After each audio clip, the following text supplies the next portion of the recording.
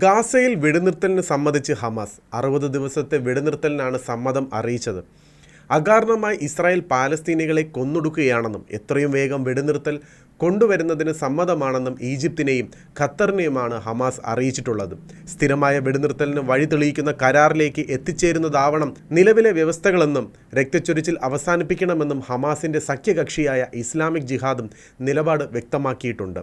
ഹമാസിനെ പിന്തുണച്ചിരുന്ന ഇറാൻ്റെ പതനത്തിനു പിന്നാലെയാണ് ഹിസ്ബുള്ളയും ഹമാസും പത്തിമടക്കുന്നത് എന്നതും ശ്രദ്ധേയമാണ്. ഹിസ്ബുള്ള നിബന്ധനകളോടെ ആയുധങ്ങൾ കൈമാറാമെന്ന് സൂചന നൽകിയിട്ടുണ്ട്. ഗാസയിൽ ഇസ്രായേൽ ആക്രമണം കടുപ്പിച്ചതോടെ വൻ നാശമാണ് ഹമാസിനുണ്ടായതെന്നും പറയുന്നു. ഹമാസ് ഇസ്രായേൽ വെടിനിർത്തൽ കരാർ വൈകാതെ പ്രാബല്യത്തിൽ വരുമെന്ന് US പ്രസിഡന്റ് ഡൊണാൾഡ് ട്രംപ് നേരത്തെ പ്രഖ്യാപിച്ചിരുന്നു. ഹമാസ് ഒരു ശത്രുവാണെന്ന് പറയാനാകാത്ത വിധം നശിപ്പിച്ച് കളഞ്ഞുവെന്നും സൈന്യത്തിൻ്റെ പക്കലാണ് നിയന്ത്രണമെന്നും ഇസ്രായേൽ സൈനിക വക്താവ് വ്യക്തമാക്കി. ഹമാസിൻ്റെ പിടിയിലുള്ള ബന്ദികളെ പൂർണ്ണമായി മോചിപ്പിക്കുന്നതുവരെ നടപടികൾ തുടരുമെന്നും സൈന്യം നേരത്തെ വ്യക്തമാക്കിയിരുന്നു. അതിനിടെ ഗാസയിൽ ഇസ്രായേൽ സൈന്യം തുടരുന്ന ആക്രമണങ്ങളിൽ 6 പാലസ്തീനികൾ കൊല്ലപ്പെടുകയും 10 പേർക്ക് പരിക്കേൽക്കുകയും ചെയ്തു. പാലസ്തീനികൾ കൂട്ടമായി കഴിയുന്ന ടെൻറ്റുകൾക്ക് നേരെ നടത്തിയ ആക്രമണത്തിലാണ് ആളുകൾ കൊല്ലപ്പെട്ടത്. ഇരുഭാഗത്തുള്ള ചർച്ചകൾക്കനുസരിച്ച് കാര്യങ്ങൾ പുരോഗമിച്ചാൽ 60 ദിവസത്തെ വെടിനിർത്തൽ നീട്ടാമെന്നാണ് ഹമാസിന് മുന്നിൽ വെച്ചിട്ടുള്ള നിർദ്ദേശം.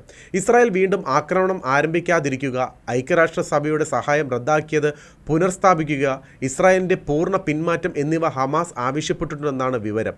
IDF പറയുന്നതനുസരിച്ച് ഗാസയുടെ 64% പ്രദേശങ്ങളും ഇസ്രായേലിൻ്റെ നിയന്ത്രണത്തിലാണ്. ബന്ദികളെ കൈമാറിക്കഴിഞ്ഞാൽ നെതന്യാഹു വീണ്ടും ആക്രമണത്തിന് ഉത്തരവിടുമെന്നാണ് ഹമാസ് ഭയക്കുന്നത്. ഐക്യരാഷ്ട്രസഭയുടെ നിയന്ത്രണത്തിൽ ഗാസയിലേക്കുള്ള സഹായം തുടരണമെന്നും ഹമാസ് വാദിക്കുന്നു. നിലവിൽ ഇസ്രായേൽ US സംയുക്തമായാണ് ഗാസ ഹ്യൂമാനിറ്റേറിയൻ ഫൗണ്ടേഷൻ വഴി സഹായം എത്തിക്കുന്നത്. ഇത് ജനങ്ങളിലേക്ക് മാത്രമാണ് എത്തുന്നതെന്ന് ഇവർ ഉറപ്പാക്കുന്നുമുണ്ട്. നിലവിൽ 70 ട്രക്ക് ആഹാര സാമഗ്രികളും ഭക്ഷണവുമാണ് പ്രതിദിനം ഗാസയിൽ എത്തിക്കുന്നത്. 78 ദിവസം ഭക്ഷണ വിതരണം തടഞ്ഞു വച്ചതിന് ശേഷമാണ് നടപടി പുനരാരംഭിച്ചത്.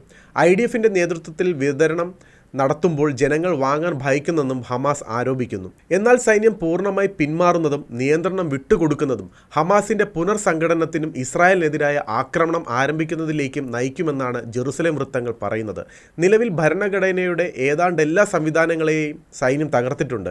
ഇവരുടെ അണ്ടർഗ്രൗണ്ട് പാസേജുകളിൽ കൂടുതലും കോൺക്രീറ്റ് നിറച്ചടച്ചു. ഗാസയിലേക്കുള്ള സഹായ വിതരണം മറ്റൊരു ഏജൻസിക്ക് കൈമാറാൻ കഴിയില്ലെന്നും ഇസ്രായേൽ വ്യക്തമാക്കിയിരിക്കുകയാണ്.